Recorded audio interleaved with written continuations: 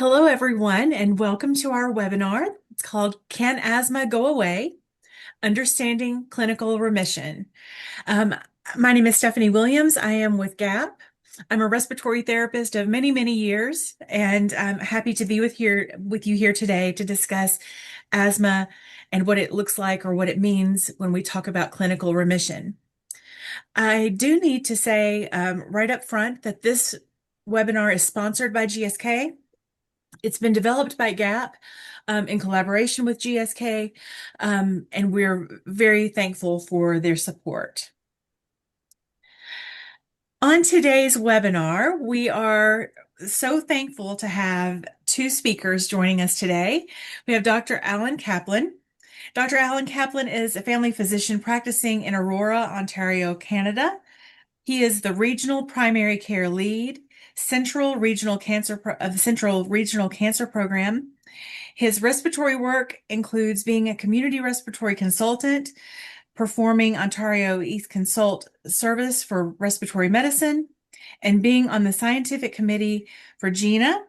And he is the vice president of the Respiratory Effectiveness Group and the chairperson of the Family Physician Airways Group of Canada.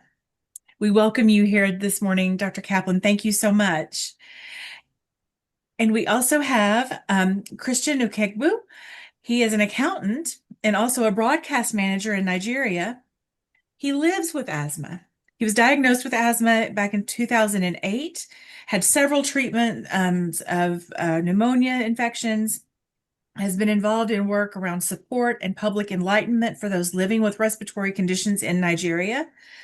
And he looks forward to working in the future on more support and enlightening of those living with respiratory conditions, particularly in sub-Saharan Africa. And I should add that he does live a good bit of time in the UK. So hello and welcome to you both. Thank you for being here.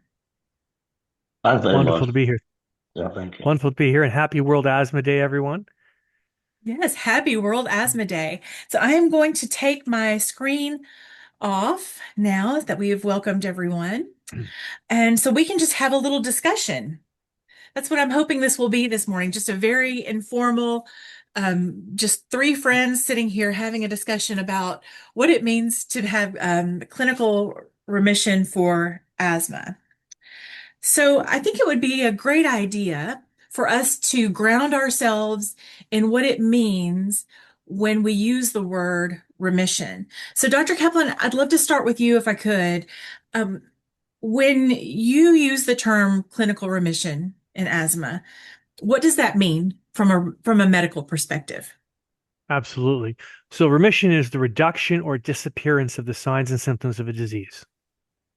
Now, it can be partial, where some things are remaining, or it can be complete with no evidence of the disease found. So, it indicates a pause or reversal of the illness, but I think it's important to state that it does not mean it's a cure. So not a cure. So is this a newer concept that we're talking about remission for asthma? Yeah, it's new, it's evolving. So it's been seen in multiple other conditions. So it's been adapted also in the respiratory world for asthma. In our Canadian diabetes guidelines, we actually talk about remission of diabetes with early treatment. We're talking about early nephropathy and going to remission for that, or kidney issues. Other conditions, other inflammatory conditions like lupus and rheumatoid arthritis, we're also looking at remission. And of course, one of the goals of cancer therapy is remission of the cancer. So in terms of the lungs, it's been going on since the early 2020s in terms of looking at this, and the parameters continue to be a little bit changing. We'll talk about that a little more over time. But basically, the parameters we look at for asthma are, first of all, symptoms and asthma control, exacerbation reduction, the use of oral corticosteroids, lung function being improved and maximized, and if we can even get it, actually improving the underlying inflammatory pathophysiology. Hmm. So when you talk about, symptoms diminishing or even going away for a certain period of time, how much time are you usually talking about? Is it a Yeah, so period of, yeah, sorry, go ahead. that's okay. No, it's a good question. So remission, we talk about it a year. Once we've hit a year and these things have continued, otherwise we're just looking at a period of good control versus other control potentially. So it's persisted for a year on treatment, on regular therapy. Then we're looking at a remission definition. And that definition can be on medications like biologics, or it can also occur on inhalers alone, depending on the severity of the underlying illness. Mm. But that's good to know. That's a really helpful way to frame this for us as we get ready to spend the next hour talking about this together. So, Christian, if I could ask you, when you first heard the term remission, what did it mean to you? Um, Thank you, Stephanie. Thank you, Doctor, for also giving your enlightenment. My understanding of it was simple. Um, Believing that the the condition had gone. Apparently, because when you stop having the symptoms, you tend to live in an illusion. As I call it more like an illusion that the condition has disappeared. Because sometimes when it reduces or disappeared, you might be tempted not to be taking your medication. So it's a period where you think maybe due to weather change or due to whatever situation, the condition decides to disappear, and then you may not be getting the symptom all over again and think that you have become very normal. So I also want to ask you, is the way you think about remission now, is it different knowing after you've heard Dr. Kaplan's explanation of what it is we're looking for? We've talked about it a bit in preparation for our webinar. Do you do you think about remission differently now? What I think about it differently from what doctor has said now, and from a little bit of this thing, it's a completely different thing because honestly, initially you think, oh, it's gone, and then you want to live your life the way you normally live, which is very quite risky based on what doctor has said now. It's quite risky putting yourself in trouble, believing that it has gone when it has actually not gone. Yeah, and I think it's interesting and it's important for us to kind of point out here that the clinical definition of remission is different. There are real guidelines around that, as opposed to maybe what is understood about it in the community, which is why we're here today, right? To make sure that we all understand what this means, what it is we're looking for, and what goals we're looking to set. So, Dr. Kaplan, could you tell me a little bit about what it looks like when you have a patient that comes to you in your office, in your practice? What are you using to determine if a person is in remission or if they are, like you said earlier, just well controlled? What is it that you're looking for? Well, I think the first thing, and just to go back to the last comment of Christian's, is that remission is attainable. So our goals of asthma therapy are a little bit more aggressive now. Now we can't achieve this in everyone, so I don't want to give unrealistic expectations. But depending on the studies and so on, in biologic trials, we're looking at 30–40% of people can have remission. And even in the use of combination therapies, we can have numbers similar. So some people on good therapy can actually achieve remission and have basically none of those things. So what are those things we're going to talk about? So again, just to reiterate what they were, first of all, the symptoms are gone. We have no symptoms. We're not grabbing our inhaler all the time for management of symptoms. And we have no need of exacerbation. So we're not having an acute flare of our asthma. We're not needing to have extra inhalers. We're not needing to take oral corticosteroids, which are very important for the management of asthma, but they have their downsides and we want to avoid them. That our lung function is actually improved and it's or even better normalized. And that, again, if we can measure inflammation, and our ability to do that is not the best, especially all over the world, but things like blood eosinophil count or fractionated cell nitric oxide, which is an inhaled test, it's a test you blow it into a machine for and measures eosinophilic inflammation in real time, or even sputum eosinophils, which is not easy to get in many parts of the world. But these are all inflammatory measurements that also potentially we could normalize. So as many of those things as possible to become normal is what we're aiming for remission. From the Yeah. patient point of So, view, though, it's symptoms gone, and I'm not exacerbating and not needing those oral steroids anymore. yeah, I want to ask you one kind of follow-up question as you're talking about inflammation, the inflammatory process, those kinds of things. So, is that always a driver of asthma? Does the inflammation component always appear for people who live with asthma? The answer is yes. The small little but in there is that the inflammation is not the same for every asthmatic.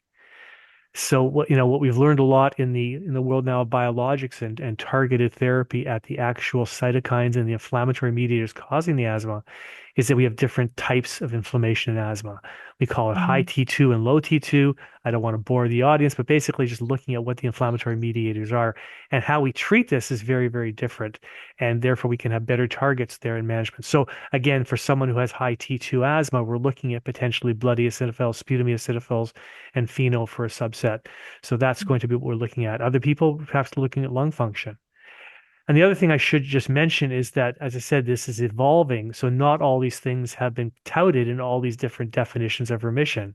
So as you can imagine, it's much easier to achieve remission if you just look at two things, no symptoms and no oral steroids, than if you look at all five things that I mentioned. Right. That does become a little bit of a different animal, doesn't it? To have that whole package. But Christian, I want to turn to you for just a moment, and I want to ask you if you have experienced a time, since you've been diagnosed since 2008. So, have you experienced a time when your asthma symptoms felt very well controlled, or maybe you felt like you were close to remission? Yeah, like I said, when I came to the UK, when I came to the UK in 2022, and stayed over a period of time, stayed about I came during the summer. I came around May, June during the summer, and stayed about 3 months. And at a point, I stopped taking my. At the point, I was tempted to stop using my inhaler because I was actually using it. It's always in my pocket, but sometimes I stay. Maybe I take two. Like normally, I take like twice a day, and then I take it once a day, and I don't feel anything. And then maybe because of environmental change, I felt I was not well. I was not okay. Mhm. But but I was still living with this fear, the little fear of having it in my pocket always, making sure that it could come back. But of course, because in the UK, I started avoiding dust, which was prevalent from Nigeria, where I was coming from, dusty environment and everything. So I didn't know it was because of the changes in weather that took it that way. So I lived with that illusion that I was getting better, and which was a little bit dangerous, yeah, honestly. But I lived Yeah. on the edge. But I still had my inhaler though. So I imagine that things are different for different people in different parts of the world, and you have lived in two pretty different places. So, coming from Nigeria, living in the UK, are there different challenges that you think about in each of those places that make you manage your asthma differently? Yes, in the UK it's about more about the cold condition, cold weather. When it gets to the winter, when it becomes too cold, it creates some little challenges that you actually need to cover yourself well. And then from the going back to Africa, it's mostly going through dusty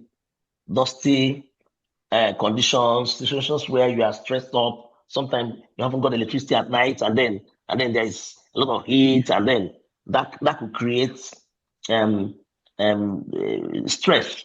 And that Mhm. situation that could bring those challenges. So these are two different. Staying in these two different environments actually affects you. It's not So, for you to know how to manage yourself in those situations now.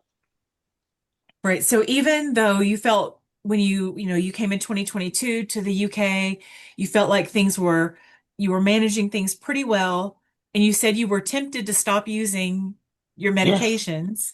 yes, Um, but I commend you for not stopping your therapy. Um, and I can see Dr. Kaplan smiling Yeah. here. There are always situations that you need to have in the back of your mind, right? Because the asthma isn't really gone. It's just being managed very, very well. So I thank you for sharing your experiences on this, Christian.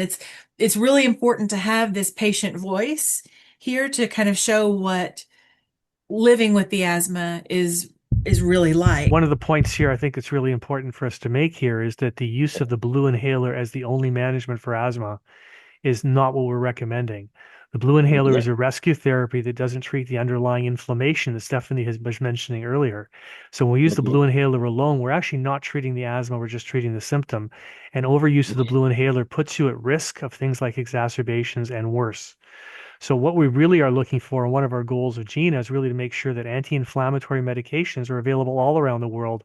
And in places like Nigeria, where the cost of an inhaled steroid can be so quite prohibitive to people, that's one of the barriers that we have to the use of that. So we're talking about remission, Stephanie, but we have to go back a step just to the basic management here.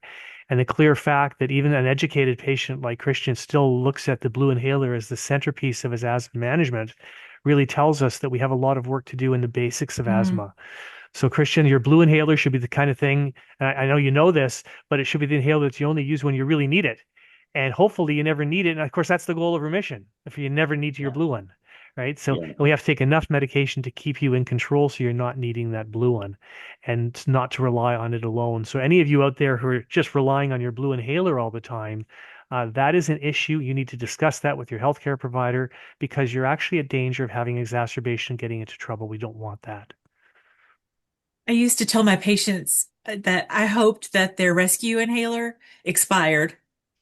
I hope that thing expires and that you have medication that you have to throw out because if so, then we're on the right track. So, and I do think that this is really important. So I think as much as we need to go back and touch on regular maintenance of asthma and not just the acute symptoms or the symptoms that flare up and you feel the anxiety and the panic and can't get your breath, we don't want you to get there. We want you to be managed well ahead of that. So, Dr. Kaplan, if we could just go back one step, because this is a really important part here. I want you to say one more time what remission is, but I want us to talk about what it isn't along with that. So, could you please describe for us what it looks like when someone is in remission? And we've said that it isn't gone, but talk to us about what it looks like and what it doesn't look like. What it looks like is the signs and the symptoms and the consequences are gone. No wheeze, no shortness of breath, no grabbing your rescue inhaler, and no need of oral steroids or having acute exacerbations where your life is disrupted because you can't breathe. You have to see a doctor, you have to use your action plan or something like that. What it doesn't mean is the asthma as a condition is gone. And Christian elucidated that very nicely when he said, when I went to the UK, my symptoms were gone. I thought my asthma might be gone.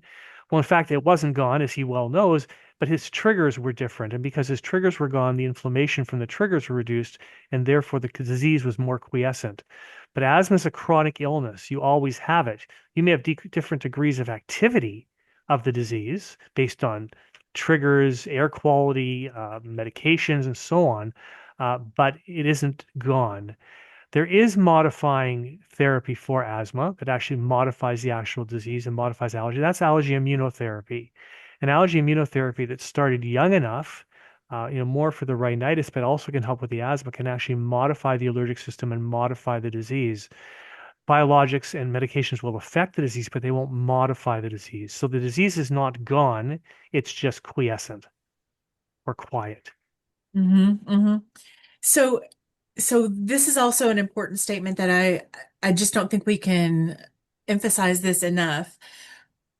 If you have a patient that comes to you and you say, okay, I think we're looking at remission here. How does the treatment change or does it? Oh, it doesn't change at all. We're just maybe a little more aggressive. And one of the things that, I'm feeling now is I'm actually starting with much more what I've been doing for a long time is being more aggressive with my treatment rather than starting with a little and gradually adding it till people are controlled. I start much more aggressively and get people controlled, and then I can step down if people are doing really, really well. So I think we have to aim higher. That's the Mm-hmm. big step here. That's the big learning from remission, I think, is that we can attain it in some people, and we should aim there. We're not always going to make it because the world changes. You might have a wildfire, you might have a bad air quality day, you might get a viral infection. These things may all happen that you can't always predict or control, but we should be aiming that high. Mm-hmm. And when you talk about aiming high and that's what we should be aiming for, I would love to encourage people who are on the line with us now and people who will be watching this recording later, really and truly sit with your medical team and set goals together. And the goals should be to get to remission, right? That should be the goal, is to get to the clinical remission level. And like you said, you're not always going to get there. Not every patient is going to get to remission. Um, and that's okay. That's okay. And that doesn't mean that you're failing, if you don't get to remission. Um, it just means that that's the constant goal. That's where we want to keep trying to get to. Um, Christian, may I ask you, when you are feeling well, when your asthma is doing well, what do you still do to manage your asthma?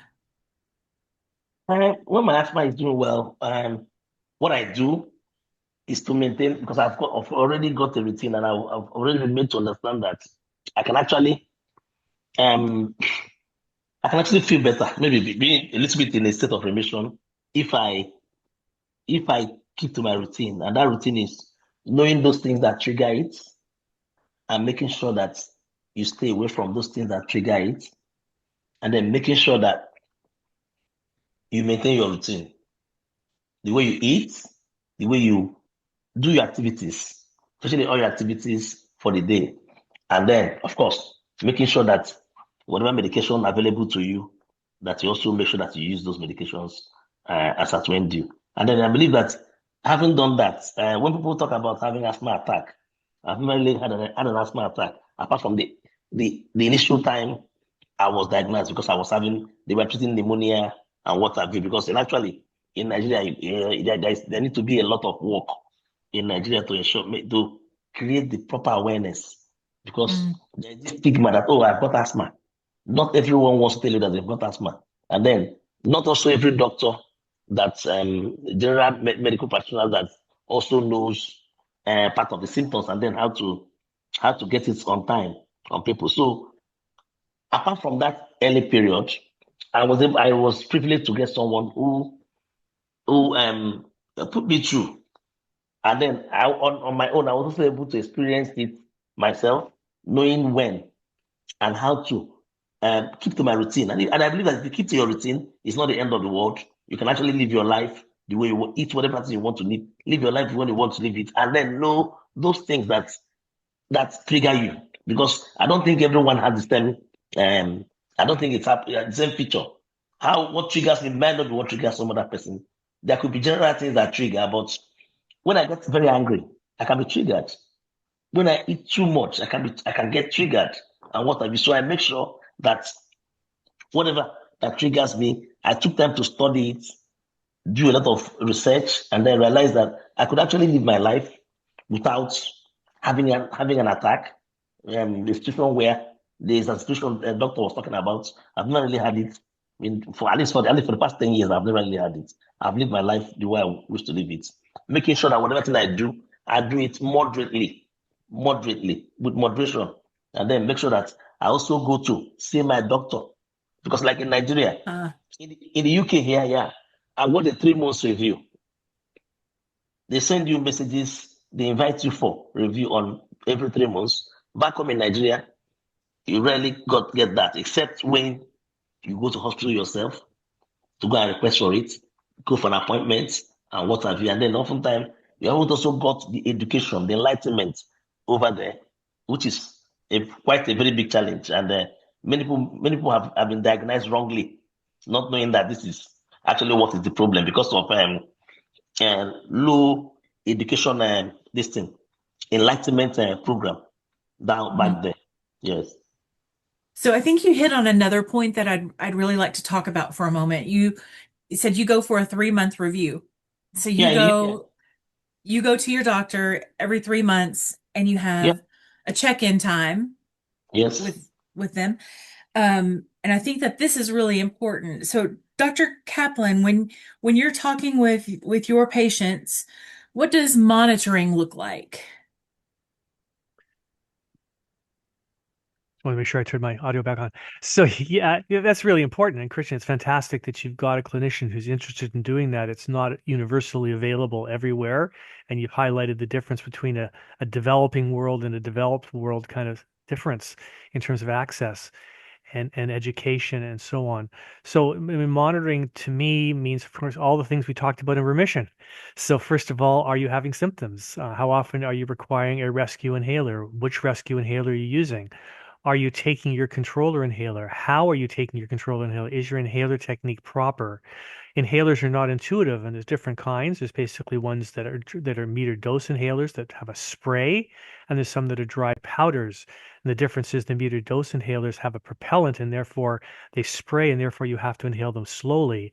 Where a dry powder, you have to do all the work because you have to break the crystals down to smaller crystals, and you have to inhale it very forcefully. So that's a very big difference. So I should review technique because especially people have two different inhalers, one reliever and one controller, they can do one of them incorrectly. So that's important. So are they adherent to their medication, which is a big issue? And, as Christian described nicely earlier, he says, well, I felt better, so I cut it down. I cut the nighttime dose down, just had the morning dose and so on. So are we taking it? Are we taking it regularly? And it may be okay to cut it down depending on what the rest on the controller inhaler is if the rescue has not been used. Again, that should be done in conjunction with the healthcare practitioner. We can go a little further in there after symptoms and say, well, has there been any exacerbations? Have you had a cold? What happened with your last cold? Were you okay with that? Did you need actually to go on a course of steroids, which we're trying to avoid? You need them if you need them, but we try to avoid them. We can also then measure lung function. How is your lung function right now? Is your lung function optimized? Now, people who've had asthma for many, many years, their lung function may never actually go back to normal. They may have chronic scarring of their lungs. That's okay. I've had people that run marathons with an FEV1 of 60%.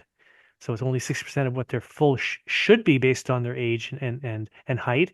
But they've had damage from years of asthma, but they're still able to function at better than I can. I can't run a marathon. And then lastly, can I measure inflammation? Now that's not available everywhere, but if you have a machine to measure FeNO, or you look at things like blood eosinophil count, when you do a blood count, in many countries you can see the eosinophil count as well, then you can actually measure inflammation. So all those things are part of what I do, depending on the patient's severity, illness, and what medications they're using and how they're doing overall. The more severe the patient, the more aggressive I am with all those testing. The more mild the patient is, the more that the more adherent they are, maybe the less I have to do in terms of testing because I know they're doing very well. I want to take just a moment and address the audience. We are going to get to our last couple of questions here in a few moments. And if you have questions that you would like for me to ask Dr. Kaplan or Christian, if you will put those into the chat, that way I'll have those and I'll be able to read those aloud if there's time remaining. Stephanie, I one other think, thing I yes. didn't include, I apologize, is, and Christian mentioned, it was looking at triggers. And what triggers affect your asthma and how you're going to deal with them. And I'd like to think the asthma can be so well controlled that you don't have to avoid triggers. So many people, for instance, avoid exercise because it may Mm. trigger their asthma. And of course, that's exactly the wrong answer. We should exercise. Exercise is good for asthma, but we have to be good in well enough control of our asthma to exercise, or you use a medication prior to exercise. You made me smile, Christian, when you said the UK is cold. I come from Canada, and the cold you get in UK is nothing like you get in Canada. And of course, dealing with cold weather is an issue. Understanding that when you're going out to cold weather, that may trigger your asthma, and how you have to warm up before exercising going out to cold weather. So these are all factors that we would look at in the asthma management. And that's another point that I would love to circle back to for just a moment. The triggers. I would love to be able to say that everybody knows what their triggers are and that everybody is able to avoid those triggers. And when Christian and I were having a discussion, it may have been last week, Christian, when we were kind of preparing for this today, and we were talking about how you loved to play football. Yeah. And sometimes you were able to and sometimes not. And I would just love for you to share in just a couple of minutes here about how do you know what your triggers are? How did you figure that out? Yeah, of course. It's just about knowing how your body works, studying your body, knowing how it works. Situations where sometimes you wake up and feel you are not up to it, you're not feeling it. and you can quietly avoid going out to do it. But in some other situations where you feel that you are up to it, you are good enough to go do it, I still go and play my football, but I don't play as much as I do because, of course, of trying to overdo it and then create some situations upon myself. But however, I try to live my life well, but monitor the trigger, monitor the way I feel. The way I feel is very important. Because I make sure that because at the point I felt everything has stopped, exercise has stopped. But just going to the doctor, having sessions with the doctor helped me to become even more positive that I can actually live with it and Hmm. still do other things with my life, but make sure that it's controlled. And also you listen to your body oftentimes. Yeah. And I think being aware, like you're saying, being aware of what your body is telling you, but being aware of your environment. There are always going to be things that we can control and things that we can't control about our environments. But I do think it's important for people to learn what their triggers are and to Exactly. be able to avoid those to whatever extent possible. Um, so, Dr. Kaplan, if I may, um, you have patients that come to you and if they're in remission, what triggers them or what might trigger them back into um, having asthma issues or having their symptoms come back stronger or come back at all? What might trigger that? Stephanie, you highlighted it earlier when you talked about inflammation. So something that's going to affect either modify the inflammation or give new inflammation that the body isn't currently dealing with on the current regimen of medication. So I've given you some examples already, like air quality, wildfires, and so on. We had a bunch of wildfires in Canada, like many parts of the world in the last couple of years, Yes. and the air quality significantly deteriorates to that point. There's particulate matter in the air, and even if you're on good medication and you're in control at that point, all that inflammation is going to occur because of the inhalation of those particulates are going to make a difference. One of my patients just recently had an episode of influenza, and she's well controlled on a biologic and was perfect for a while. She unfortunately did not get her flu shot, so I will advocate for vaccination. Everybody, please make sure you're vaccinated. We can talk about that if we have time. But she got influenza and therefore had a bad deterioration, needed to go back on prednisone and so on. So I think that remission, again, because it's not a cure, it's just controlling everything at the baseline of where you are right now, but something might come up to precipitate an asthma attack. Now, if you're well enough controlled, then the amount of inflammation that you occur with that new presentation may not be so bad that you actually get in trouble again. Your symptoms may just come back a little bit, and that would be great, as opposed to needing to go back onto prednisone or oral corticosteroids again because you're acutely very sick. So again, the better control you are to start with, the better you are to tolerate these new exposures that we can talk about. So the issue really here is something new or different. And the other thing, of course, I have to mention, because it's probably the most common reason I see why people are falling out of remission, out of asthma control, is because the medication stops being taken. So it's really important, even when you feel well, to continue on your medication. You may want to negotiate the dose with your clinician because maybe you can reduce the dose when you're doing very, very well or different times of the year. Like, for instance, if you're allergic in North America and Canada, we have seasons for allergies for things like grasses and trees and ragweed.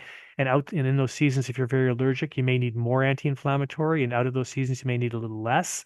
So this is something you can work on. But the key thing, of course, first of all, is adherence to your medication. Please take it all the time.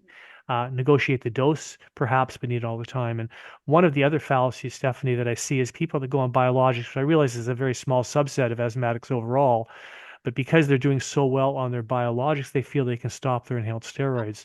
And we've actually learned that people that stop their inhaled steroid inhaler don't do as well as people that persist on even a low dose of it, even if they're doing fantastic on their biologics. Mhm. I going back to my clinical days, I would have patients that would come in and they'd say, "Oh, I'm feeling so good. I don't even need this medication anymore." And I would just like my eyes would get really big. And I would say, "Oh, this is a pretty dangerous experiment you're trying to conduct here." So you feel good because the medication is working and your treatment is working. So please don't stop.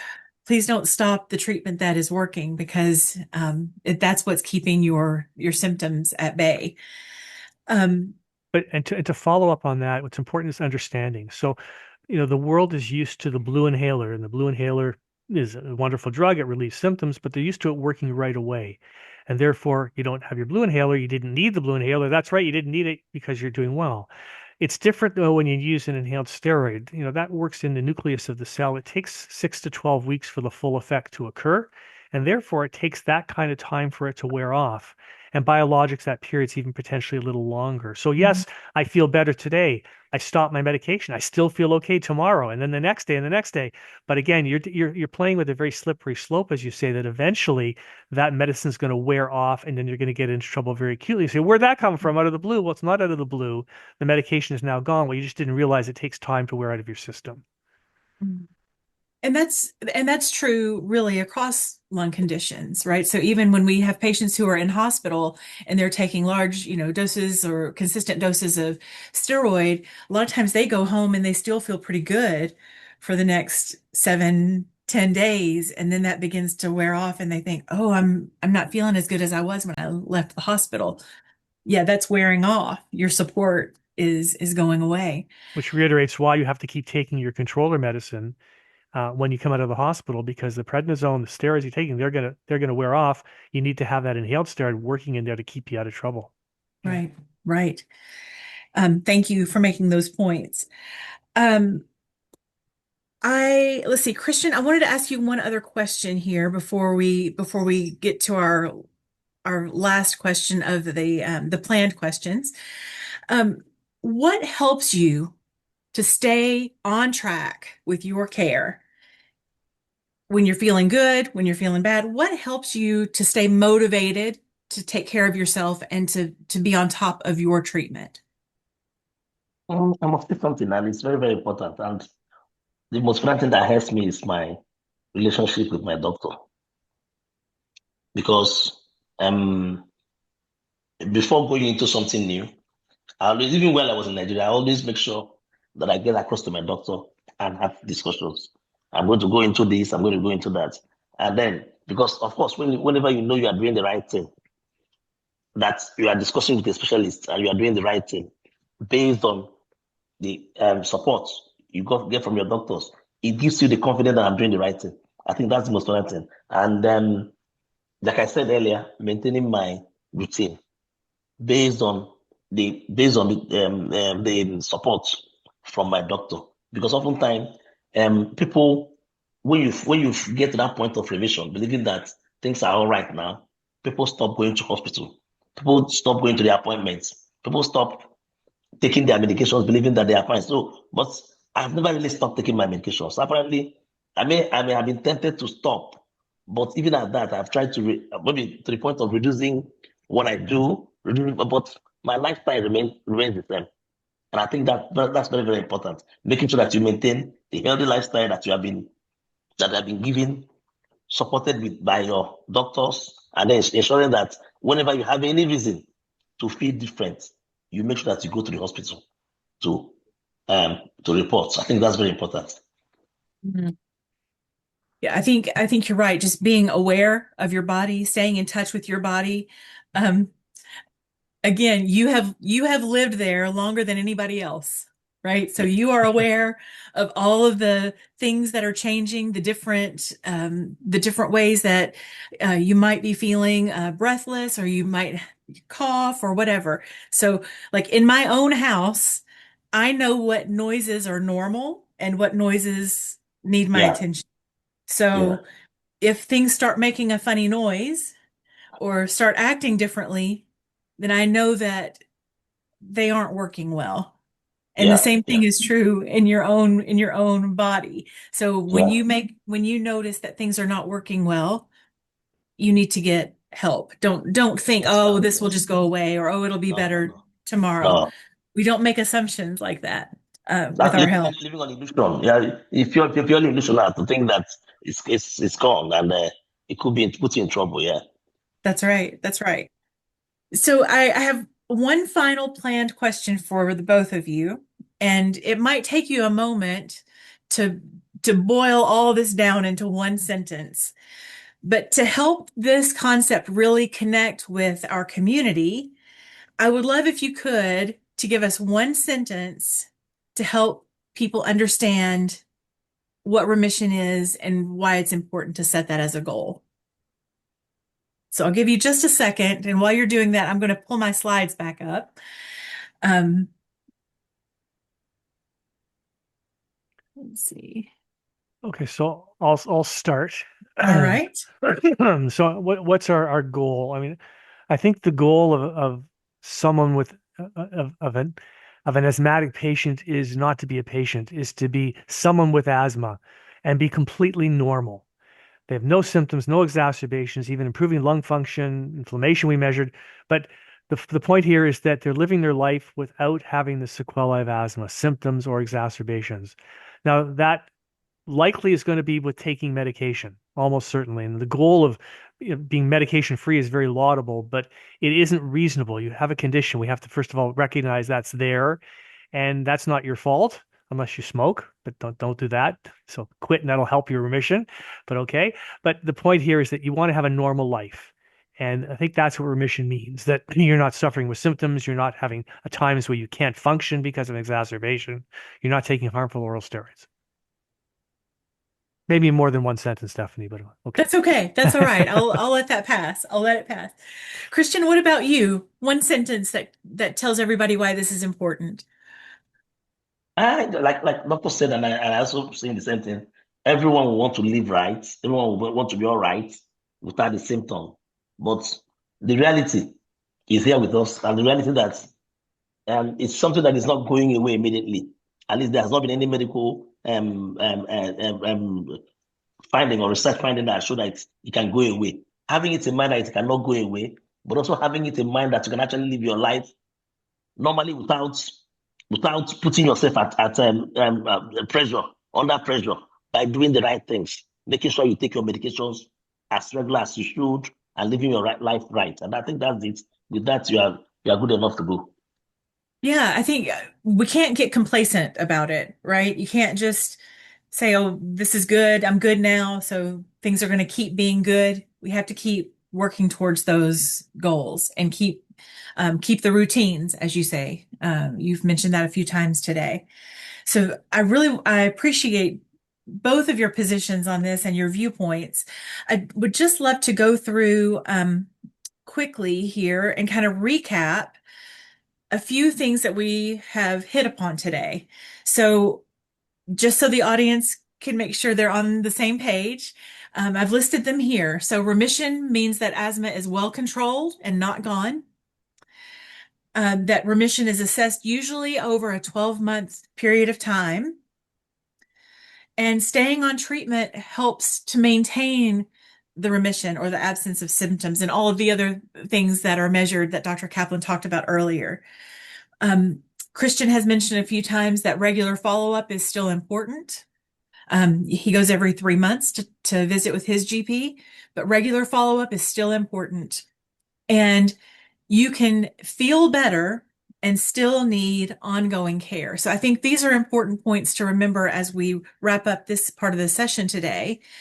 And then one other thing that I wanted to kind of add here is just some notes of encouragement that not everyone reaches remission, and many people still do rather well without being in remission. And then even if remission isn't reached, aiming for it really helps to keep that focus on good asthma management. So even if you don't get to the point where your symptoms are basically gone and you're able to do the things that you're wanting to do, that is still good asthma management, and that's still what we're aiming for here. And every step that you make toward better control benefits your day-to-day health. And so I think these are important things to remember and to keep you encouraged along your asthma journey. My last slide here is, again, just thank you for supporting us, GSK. This webinar that you sponsored us to put together here, we've developed it in collaboration with GSK. But our speakers here have given their own thoughts and their own comments without any influence. So I'm going to stop sharing my screen. I know we have lots of questions that have come in to the chat. So I'm going to just jump right in. The first one is, Dr. Kaplan, you mentioned earlier those objective measures. So what role do objective measures like lung function, exacerbation history, what role do they play in determining whether someone is in remission, and how do you use those? So you have to keep track of what's happening over the course of a year. A year is a very long time for people to remember things. So, have they needed to use their inhaler? If they had any symptoms, how often they've used that? Um, if they've had it, have they had a cold or something in that time frame? Have they had a viral infection? What happened during that viral infection? Did they just get a little cough and sneeze, or did they actually start wheezing again or get into trouble? If they did get in trouble, then they didn't have enough management strategy to deal with that. We talk about action plans for that. But that's beyond the remission conversation. That's just how to manage a viral infection when it's happening. We call that an asthma action plan, where you basically quadruple your inhaled steroid to continue being in control.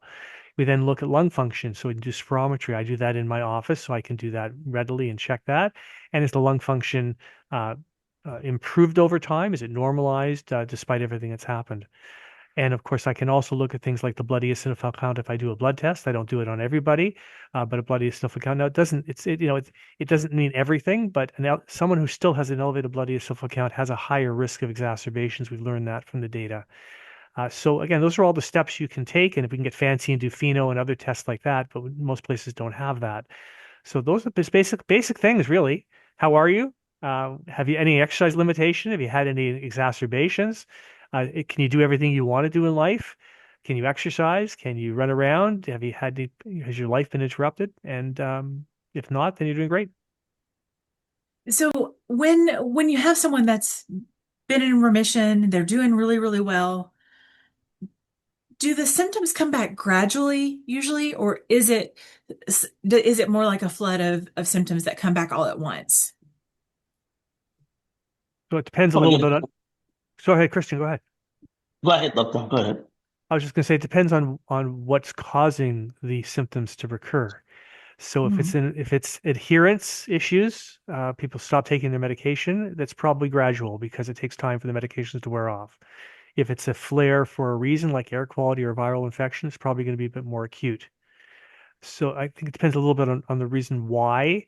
If the medications are no longer working, which isn't very common, but sometimes some biologics work. It's not that they stop working, but the inflammation changes over time. So Mhm. what one inflammatory pathway is treated, another one may come up over time. That doesn't happen very often, but it can happen. So it's one of the few times the biologics are no longer as effective. So they may change. The environment may change. So I can imagine a biologic that's effective in the UK might not be the same one that's effective in Nigeria because the triggers are going to be potentially different, as Christian talked about earlier. So it can be either one. But I think since the most common reason I see why people get in trouble is it lack of adherence, it's probably going to be slow. Okay. Yeah, that makes sense. Christian, did you have something you wanted to add to this? No, no, no. Just from what doctor has said, I think it's more like just making sure that you are just aware of your environment. Make sure you are aware of um the triggers, symptoms in your body, and then knowing how to seek help at the Mhm. appropriate time. That's it. So, another question that has come through is, are there different medications that are either available now or things that are maybe coming in the future that would help patients when their symptoms begin to come back after being in remission? Uh, no, it's the same medications we're already talking about, but I think we shouldn't get lost in remission. I think we should be aiming for good control. And if we really aim for really excellent control, where you're not grabbing your reliever all the time, you're not having symptoms, you can exercise fully, then that's going to morph into remission over time because you've controlled the underlying inflammation that's there and for the problem. When your remission decreases, when you lose your remission, it's because of a reason. So either your anti-inflammatory therapy is insufficient, Maybe you do need to step up from an inhaler to a biologic. Maybe the triggers are different, which you may not be able to control. Or maybe you've stopped taking your medications or not taking them correctly. I think it's also a really important thing is making sure that someone has a look at your medication, how you're taking the inhaler. I've mentioned how to take them earlier, but sometimes we don't realize we're taking them wrong. And because it takes time for the effect of the medication not being taken to occur, we're reinforced to keep taking it incorrectly. So you've taken it wrong, and now it's been a few weeks or a month later, you start to deteriorate. You don't realize it's because you've been taking the medication wrong, but we've been reinforced by taking it wrong in ourselves. So all those details make a difference in how you do that. But the answer to the specific question is no, it's the same medicine we're already talking about. It's not that they're different medicines. Our asthma medication lists are getting larger. We have inhaled steroids alone. We have inhaled steroids with a long-acting beta agonist. We have inhaled steroids with a long-acting beta agonist and a long-acting muscarinic antagonist. We cause triple. We have biologics and we have acute relievers of different kinds. So it's all the same kinds of medications, but how we use them and who needs which medications is really going to answer that question. Mhm. I think that's a really good point that you're making about inhaler technique, medication delivery technique. Um, and it's not something that should just be glossed over. I think the longer you have been taking an inhaler or some sort of inhaled medication, um, the more likely it is that you're not doing it right anymore. Because you just kind of tend to go through motions and you're not really thinking about the technique. You're just thinking, I've got to take this inhaler really quickly, or I've got to just do this. I've just got to get it into my body. But it really does matter how these medications are taken. And you hit on them very, earlier in the discussion about, the powered inhalers, the ones that you press and the mist comes to you. And then there are other medications that you have to activate, right? So you have to draw them into your body. And it really does matter the way that those are taken. So if you have a pharmacist that can do inhaler checks for you, or someone on your medical team that can, watch you as you administer medication, I think that's a really important thing that shouldn't be overlooked. And we should make sure that the medication is going to be deposited where it's needed. And preferably try to be using this, sorry, Christian, 1 second. Preferably try to use the same medications for your reliever and your controller. So what happens frequently is you get one kind of one and one of the other. So one's a dry powder, one's a meter dose inhaler. You're probably going to do one wrong. So try to speak to your clinician and try to make sure, if you can, they're not always available, that they're both available in the same type of inhaler. Christian, sorry, go ahead. In the area of medication, like doctor was talking about, someone asked question about medication being available. I think it's very important because in places like sub-Saharan Africa, where most developing countries in Africa, there is very little education about this. There's very little trainings of even doctors. Back there, you have very little bit of it, particularly possibly going back to the medical school, and then the doctors coming up who needs proper training and proper enlightenment. And I think companies like GSK, GAP, and other international organizations need to do more in Africa in terms of funding, in terms of support, to be able to get doctors, a lot of people, pharmacists, doctors, who should show interest in this area of medicine, because I think the level of enlightenment back there is very insignificant, and even the cost of the medications back there, most GSK medications are very expensive. It is not so, most of them are so difficult for the ordinary person to get in, and then people tend to go into other means, traditional means, other means of trying to survive, and then get worse. So I think there is need for this education to go around, go to those areas, particularly developing countries, and then make sure that the medications available is subsidized to the point of making sure that the average person can actually buy them for use, and then also be properly informed about how to use them. It's not just using it, like the doctor is talking about, being informed on how to use it. I need to make that point very, very important. Yeah. So not to just be handed an inhaler and say, okay, you need to take this so many times a day, really go Yeah. through the education piece. Yeah. It is very important. I agree completely, Christian. And Christian, Um, Christian highlighted the other. I mean, it's different in different parts of the world, but access to anti-inflammatory medications is a problem. And in GINA, we've actually that's one of our advocacy statements for this year is that access to anti-inflammatory inhalers for everyone with asthma is an urgent need still. So depending on where you are in the world, that may not be available. And of course, you said GSKs are expensive. Of course, there's many different companies. They're all about the same in terms of costs. I wouldn't just pick on GSKs for cost, but all the companies are doing what they can in both developed and developing worlds to try to make sure these medicines are available. But cost mhm, is a barrier. And the World Health Organization has a list of what they consider are essential medications. And inhaled steroids are on that list of essential medications, even though they're pricey for a lot of places. mhm. Um, Christian, I have a question that is for you. Okay. Has there ever been a gap between how you felt physically and what your healthcare provider was telling you about your asthma? So maybe you felt better than your numbers looked, or you felt worse than your presentation looked. Has there been a gap in that? And what was that like for you to navigate? Uh, there are times, yeah, there are times you go out there and then you do run a little check test and then it feels you're okay. And then inside you, you know you're not feeling that fine.